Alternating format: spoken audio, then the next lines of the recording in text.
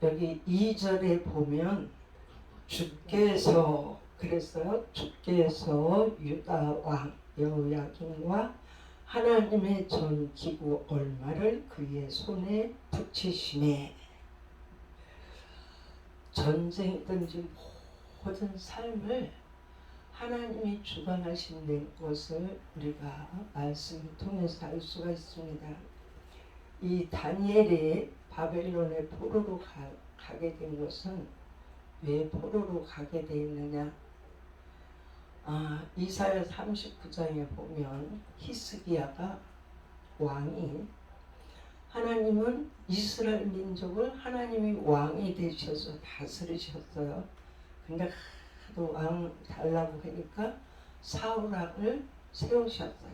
그리고 왕에게는 반드시 선지자 하나를 붙여서 나라의 흥망을 말씀하셨어요. 왕에게 하시는 게 아니고 선지자들을 하나씩 붙여서 이제 말씀을 하시는데, 이 다니엘이 이렇게 포로로 오기까지는 그의 선조가 조상이 되는 히스기야 왕의 실수로 이들이 포로가 된 겁니다. 히스기야 왕이 되었을 때 하나님을 잘 섬겼어요. 그러다가 어느 날 이사야 선지자를 통해서 하나님이 너는 히스기야에게 가서 네 생명이 다 됐으니 가산을 정리하라. 그래서 가서 전했습니다. 선지자는 하나님이 하시는 말씀을 그대로 전하는 게 선지자예요. 선지자가 왕에게 가서 당신의 생명이 다 됐습니다, 그 말을 하기가 그렇게 쉬운 건 아닙니다. 그러나 이사야가 히스기야 왕에게 그 말씀을 전했습니다. 그랬더니 벽을 향해서 울었더라 그랬어요. 그러면서 뭐라 그러냐면, 여호와여, 내가 하나님을 잘 섬겼던 것을 좀 추억하소서, 기억해 주십시오. 그러면서 울으니까 자비로우신 하나님이 그의 생명을 15년을 더 연장해 줬습니다. 그랬더니 이 히스기야 왕이 병에서 나음을 얻었다는 그 소식을 듣고 바벨론 왕이 자기의 신하들을 시켜서 금은보화를 잔뜩 싣고 가서 축하해 줬습니다. 그랬더니 그게 너무 고맙고, 이스라엘 나라는요, 우리 강원도 한 도만해요. 아주 작은 그런 나라인데 바벨론 같은 큰 나라가 왕이 신하들을 시켜서 자기에게 축하해 준 그게 너무 또 기쁘고 즐거워서 그들에게 예루살렘에 있는 모든 것을 다 보여주고, 궁전에 있는 모든 보화, 이런 창고 이런 걸 다 열어서 보여주면서 자랑을 했습니다. 그랬더니 하나님께서 이제 이사야 선지자를 다시 보냅니다. 왕이여, 누가 왔습니까? 예, 바벨론에서 이러이러한 신하들이 이러이러한 보화를 가지고 저를 축하하러 왔습니다. 뭐뭐를 보여줬습니까? 그래, 궁전 안에 있는 거 안 보여준 게 없습니다. 그러니까 너 때는 아니고, 왕은 아니지만 그의 후손이 후에 바벨론의 포로가 될 것이다 말씀해 보셨어요.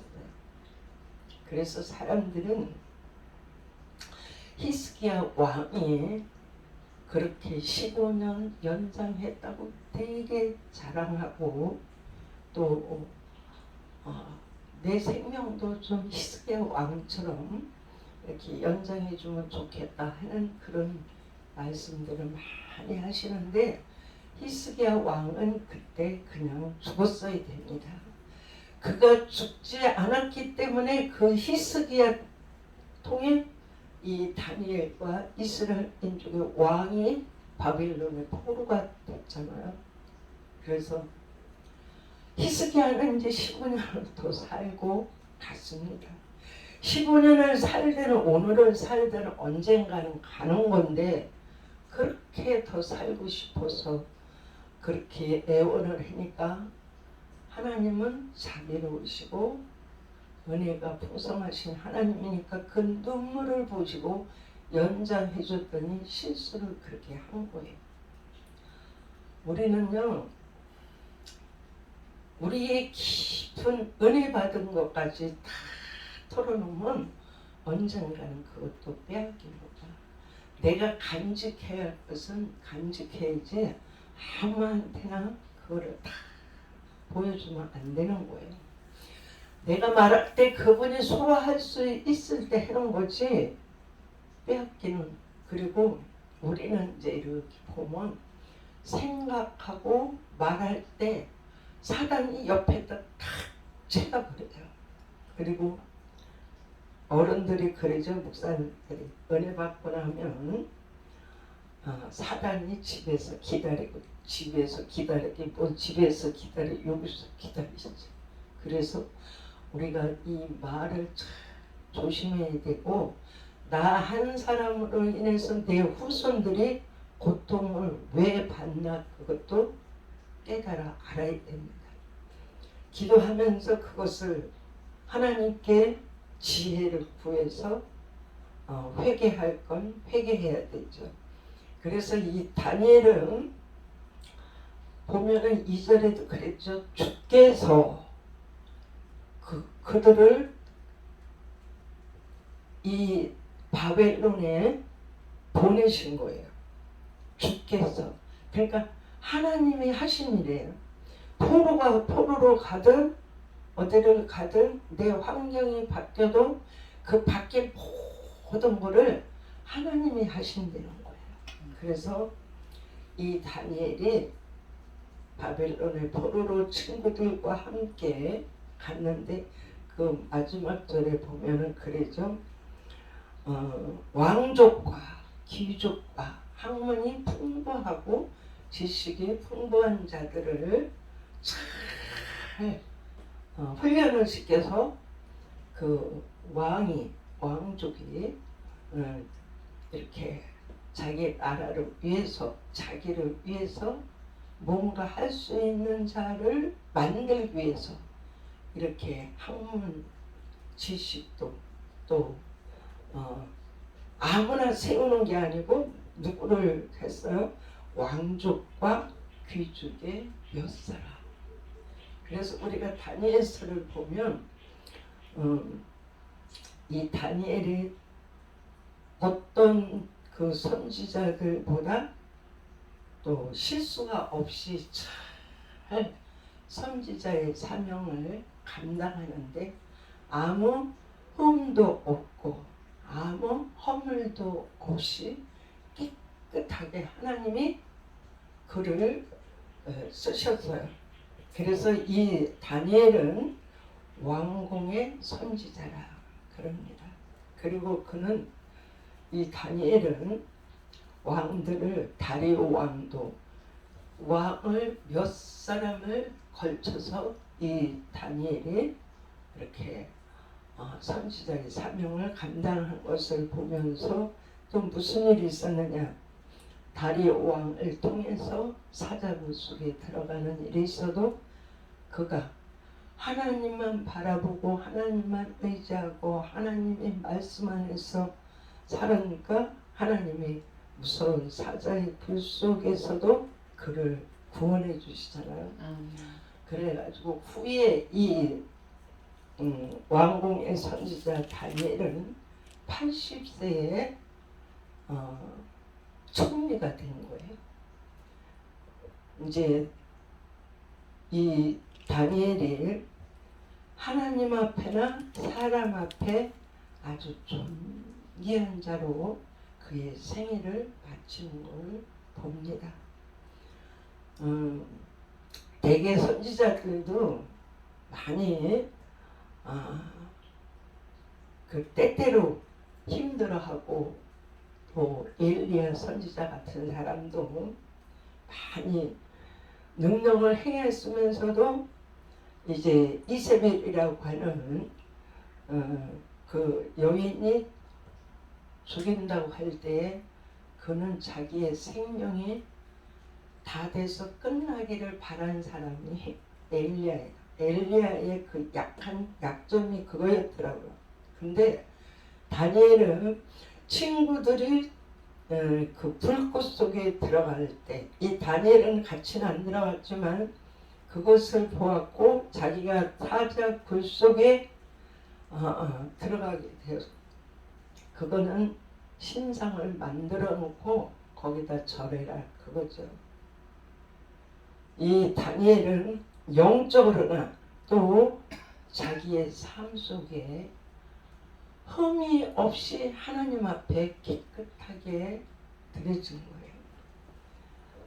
그래서 다니엘이 누구보다도 왕궁의 선지자로서 왕들에게 이제 예언을 해주고 그들을 꿈 해석을 해주면서 왕들과 함께 왕궁에 있을 때 왕들이 다니엘에게 절하잖아요.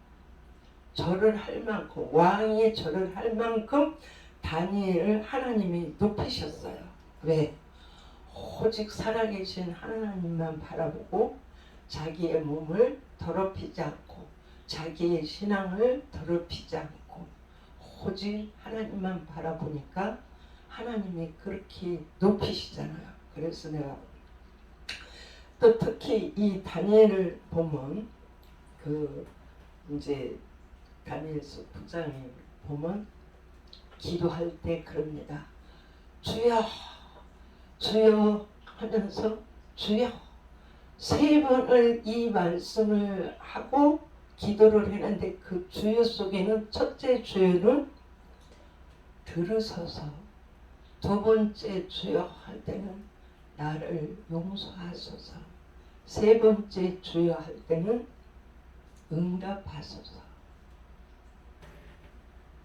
근데 우리가 이제 기도할 때 그런 뜻이 있기 때문에 이제 하기는 했는데 내가 볼 때 그 주여를 한 수백 번은 했을 것 같아.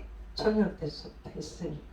근데 제가 한 5년 전인가 이제 홍도부라 목사님이라고 그분이 이제 안과에 가면서 내 눈이 충혈된 걸 보고 안과 가니까 같이 가봐요. 그래서 이제 갔어요. 그랬더니 그분이 의사가 이렇게 보더니 안면마비가 왔습니다. 그래요. 그러면서 입이 약간 벗어만지 이렇게 돼 있어. 그래서 이제 내가 아는 권사님 보고 권사님 네가 안면마비가 왔대요. 그러니까 네 괜찮아요. 그러더라고요. 그래서 괜찮은가 보다. 이제 그리고 소견서를 써줬어도 그 정형외과 거기에 저 소견서를 써줬는데 이제 안 갔어요. 근데 우리 자녀들과 함께 이제 그 의료기구로 이제 치료를 했는데 가게 됐어요.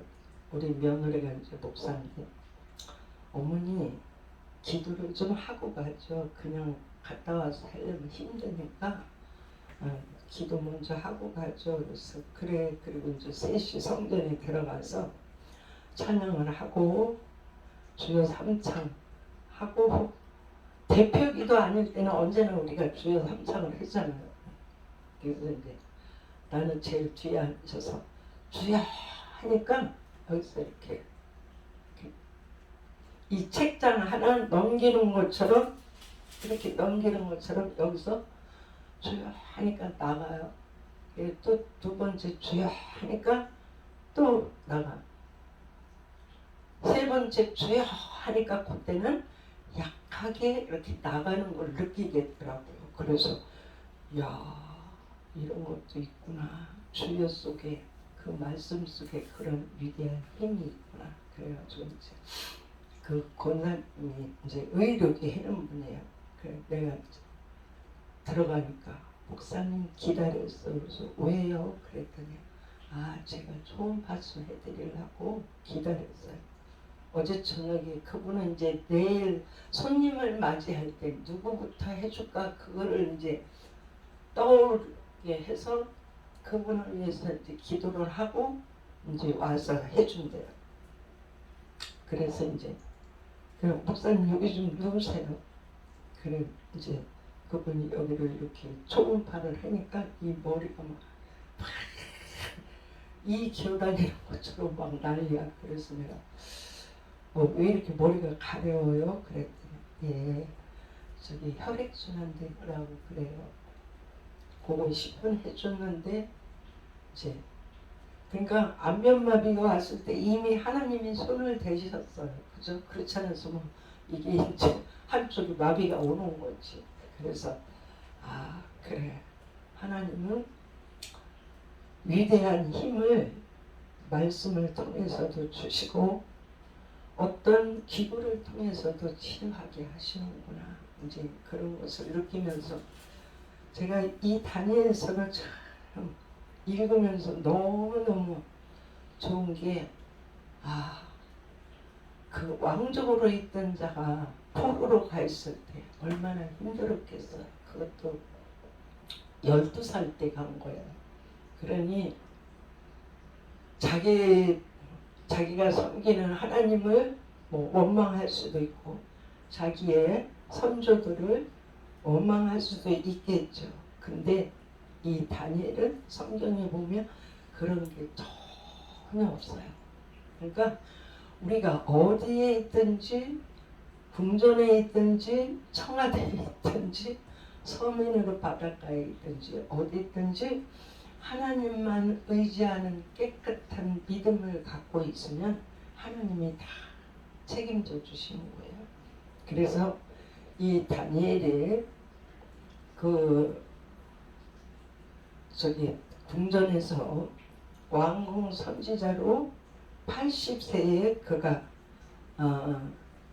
총리가 되고 그 생애를 잘 마친 것을 볼 수가 있습니다.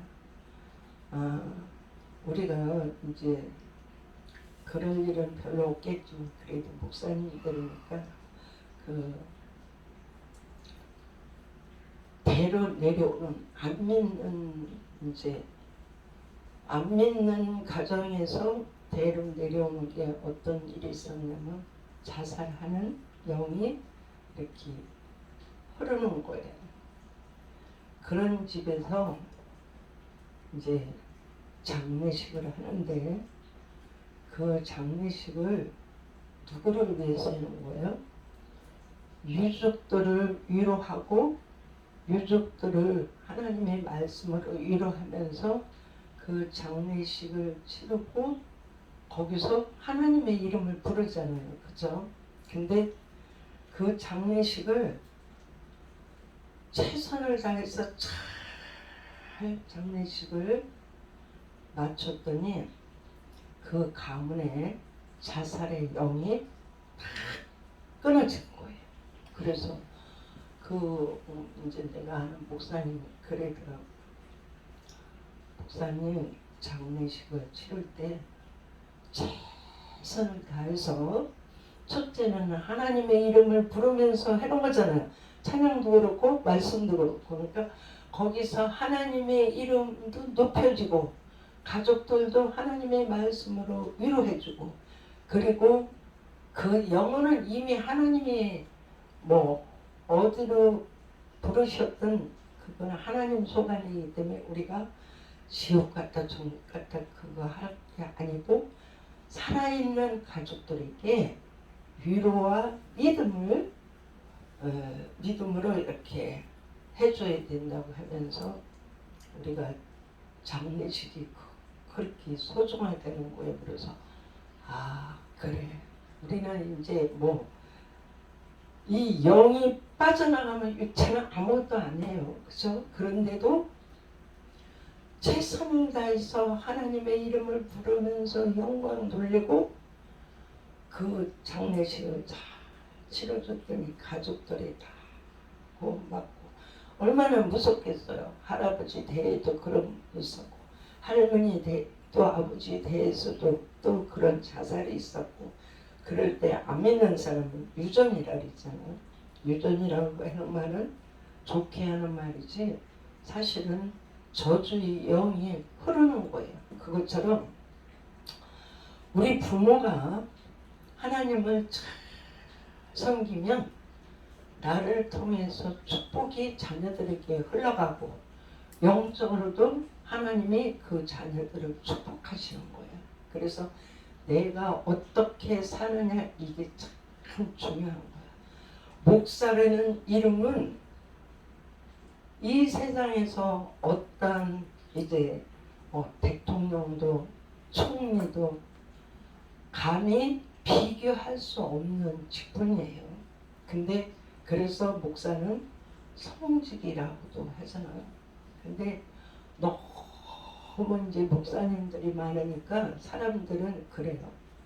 뭐 때문에 그렇게 목사를 세우냐 그러는데 그거는 하나님이 이미 오래전에 미국에서 온 목사님이 말씀하시는데 오래전에 그러셨대요. 한국은 여목을 여자 목사를 많이 세울 것이다. 두 집 건너 세운다 그랬대요. 두 집 건너. 그래서 하나님 교회가 어떻게 두 집 건너 섭니까? 그래요. 그렇게 목사를 많이 세워서 두 집 건너 교회 가서 교회라고 하는 것은 이 건물을 말하는 건 아니에요. 하나님이. 응? 우리가 교회잖아요. 주님을 모신 성전이잖아요. 그러니까 영적으로 말하시는 거야 그거를. 그러면 두 집 건너서 교회가 쓴다는 것은 이제 다시 초대교회처럼 가정 예배를 드릴 수 있는 시기가 오잖아요. 여러분 지금 우리가 코로나 때문에 어떤 집사님은 교회 가자니까 안 간대. 코로나 끝나야 간대.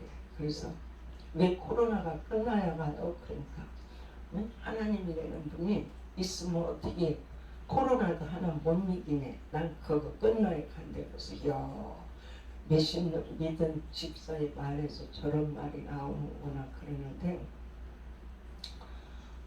이게 우리 한국에만 이런 건 아니잖아요. 세계적으로 올 때는 이게 하나님의 심판도 되는 거예요. 그래서 우리 한국 교회는 목사들을 세워서 가정에서부터 재단을 쌓고 가정교회가 세워지는 거예요.